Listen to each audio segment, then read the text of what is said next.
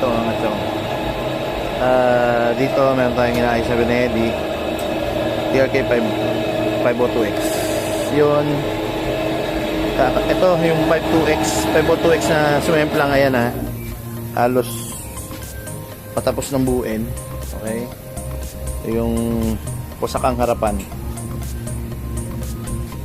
Ito yung mga magigiting na warriors. So yun o, gagwapo. Seryoso. Shoutout. Geng. Hindi ka muna. Ayan o. Nakabit silang bracket. Ayun, binaba doon, hindi gumagana. Hindi tumatakbo, pero nice na yan. Minor lang. Dito, pinagkatiwala sa atin.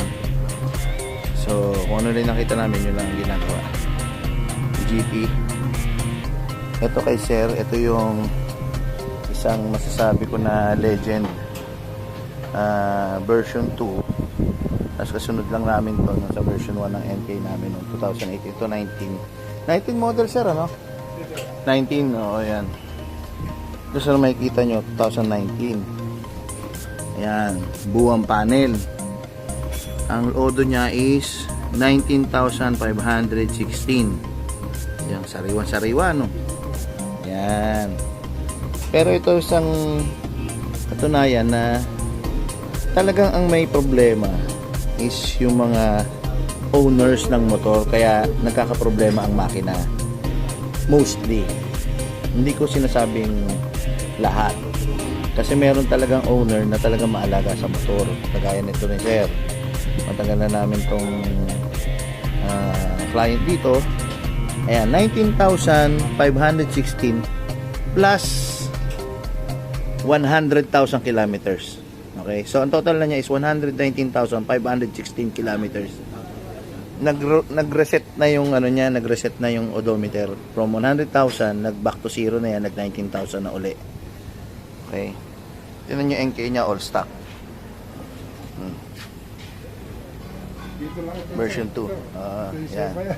Ito lahat yan. Pati yung mga unang version ng mga crash guard nung wala pang gumagawa niyan, dito yan. Ginawa natin yan. Radiator guard. Yan. Tayo rin po may design yan. Production din po natin yan before. Ngayon, stop production ako yan. Pero pwede rin naman kung sino magre-request. Pwede ka pa rin naman i-produce yan. Ito. Ayan. Ayan, stock pa rin. Seat. Lahat. Stock. Pipe niya yan. Ito pa rin tangke. Tignan nyo naman yung kinis. Original pa rin yan. Pati yung sticker. Ayan pa rin. Yung sticker na nilabas yan. 119,000 K odometer. Yan. Naluma na lang yung bag. Kasi siyempre matagal na to sa kanya na nakuha niya. Itong handguard yan. Kasama din yan nun. Kasama to, Sir, diba? Nung mga binibenta ko dati na handguard.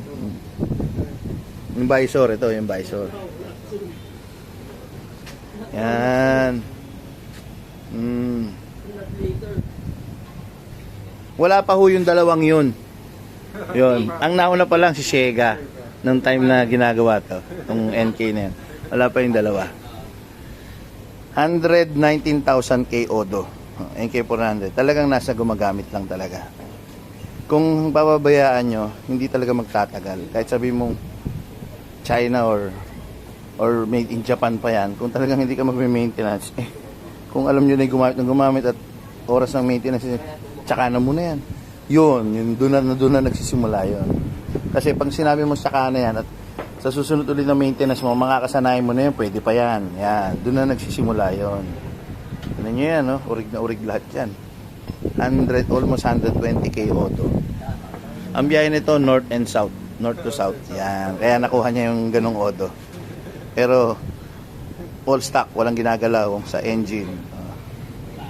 Ayan. Dito lang. Gusto niyo pa maintenance at tumaba buhay yung motor niyo dito, yan, sa Biker Toys. Biker Toys lang po. Okay, gusto niyo maalagaan na mahusay yung motor niyo. Salamat.